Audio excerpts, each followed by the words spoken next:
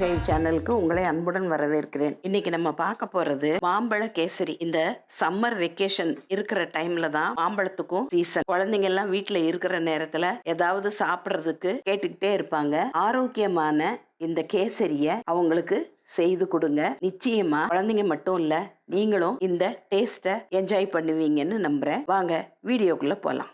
நான் இப்போ மாம்பழ கேசரி பண்ணுறதுக்கு ஒரு அல்ஃபோன்சா மாம்பழம் நல்லா கனிஞ்ச பழத்தை எடுத்து தோல் சீவி வச்சுருக்கேன். இப்போ நான் அந்த சதைப்பகுதியை கத்தினால் சின்ன சின்ன துண்டுகளாக அரைக்கிறதுக்கு தோதாக கட் பண்ணி எடுத்துக்க போகிறேன். இப்போ நான் ஒரு பக்கத்து சதை எல்லாத்தையும் துண்டுகளாக நறுக்கி ஒரு கிண்ணத்தில் சேர்த்துட்டேன். அதை ஒரு மிக்சியில் சேர்த்து பல்ஸ் மோடில் போட்டு நல்லா பேஸ்ட்டாக சின்ன துண்டு கூட இல்லாமல் பேஸ்ட் பண்ணி எடுத்து வச்சுக்கிட்டேன். ஒரு பேனில் ஒரு 2 டேபிள் ஸ்பூன் அளவுக்கு நெய் சேர்த்துட்டு முந்திரி பழமும் கிஸ்மிஸையும் முந்திரி பருப்பையும் வறுத்து எடுத்தாச்சு. 1 கப் அளவுக்கு ரவையை நெய்யில் வறுத்துட்டோம். நல்லா பொரிஞ்ச ரவை வந்த உடனே 1 கப்பு தண்ணியை ரவையில் ஊற்றி கட்டி இல்லாமல் கண்டிட்டேன். இப்போ திருப்பி இன்னொரு கப்பு தண்ணி ஊற்றியாச்சு. 1 கப்பு ரவை எடுத்ததுக்கு 2 கப்பு தண்ணி எடுத்திருக்கேன். இப்போ குங்குமப்பூவை கலருக்காக சேர்த்துக்கிட்டேன். மாம்பழம் நல்ல கலராக இல்லாததுனால சேர்த்துருக்கேன். கலர் நல்லா இருந்ததுன்னா குங்குமப்பூ சேர்க்கணுன்னு அவசியம் இல்லை. ஒரு சிலருக்கு இந்த மனம் பிடிக்கலைன்னா விட்டுருங்க. இந்த குங்குமப்பூவோட மனம் பிடிக்கும்னா மாம்பழத்தோட இந்த குங்குமப்பூ சேரும்போது ரொம்ப நல்ல மனம், ரொம்ப நல்லாயிருக்கும், டேஸ்ட்டும் நல்லாயிருக்கும். இப்போ நல்லா வெந்து வந்துருச்சு.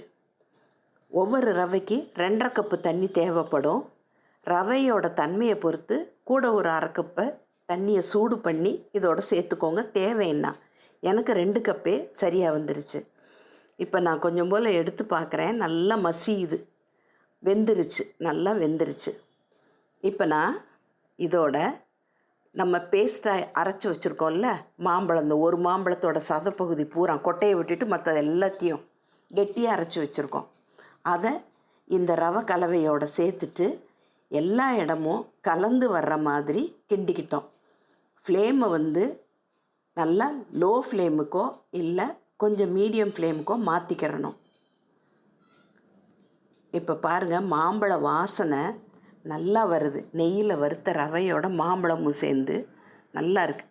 இப்போ நான் கொஞ்சம் 1/4 டீஸ்பூனுக்கு கொஞ்சம் கூடவே ஏலக்காய் பொடி சேர்த்துட்டேன். இப்போ சட்டியில் ஒட்டாத அளவுக்கு நல்லா வெந்து வந்துருச்சு. மாம்பழமும் ரவையோட நல்லா சேர்ந்து வந்துருச்சு. இந்த நேரத்தில் நான் சர்க்கரை சேர்த்துக்க போகிறேன். ஒரு சிலர் 2 கப்பு வரைக்கும் சேர்ப்பாங்க. மாம்பழத்தோட இனிப்பை பொறுத்து நான் 1.5 கப்பு சேர்த்துருக்கேன். இப்போ கெட்டியாக இருந்தது. இப்போ நம்ம சர்க்கரை சேர்ந்த உடனே கொஞ்சம் தண்ணீர் விடும். நல்லா சர்க்கரை எல்லா இடமும் கலக்கிற மாதிரி, அதே நேரத்தில் கொஞ்சம் கெட்டிப்பட்டு வர்ற அளவுக்கு நிதானமான தீயில் நல்லா கிண்டி விடுறோம். இப்போ பார்த்திங்கன்னாலே உங்களுக்கு கலர், இந்த சர்க்கரை சேர்த்த உடனே மாம்பழத்தோட கலர் ரவையில் நல்ல குங்குமப்பூ கல்லோட சேர்ந்து நல்லா எடுப்பாக தெரிய ஆரம்பிக்குது.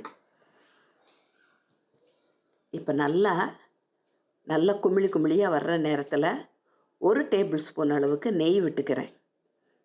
உங்களுக்கு நெய் பிடிக்கும் அப்படின்னாக்கா கூட 1 ஸ்பூன் கூட விட்டுக்கிறலாம். ஆனால் இது மாம்பழத்தோட டேஸ்ட் இருக்கனால ரொம்ப நெய் இழுக்காது.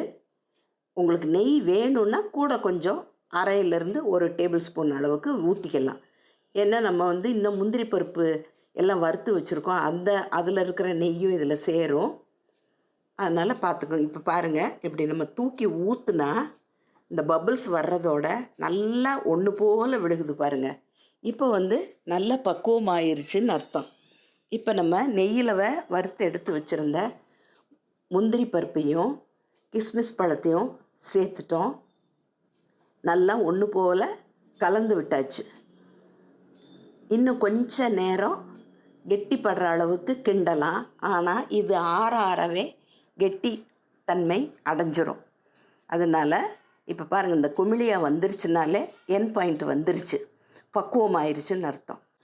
இந்த சம்மரில் கிடைக்கக்கூடிய மாம்பழத்தை இந்த கேசரியாவும் செஞ்சு நீங்கள் என்ஜாய் பண்ணுவீங்கன்னு நினைக்கிறேன். அடுத்த வீடியோவில் சந்திக்கும் வரை நன்றி, வணக்கம்.